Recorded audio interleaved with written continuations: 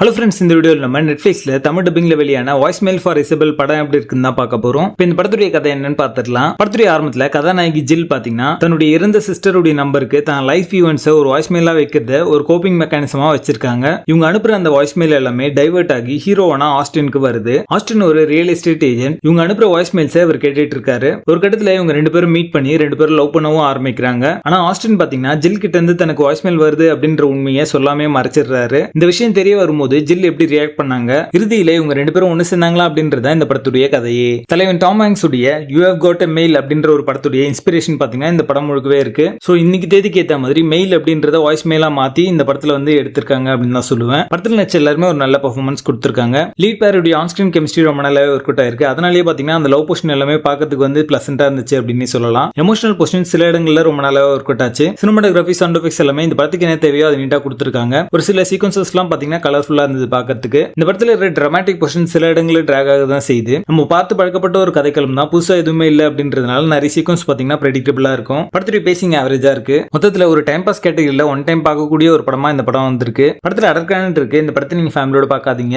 வாய்ஸ்மெயில்ஸ் for Isabelle படத்துக்கு எங்களோட rating 5 out of 10.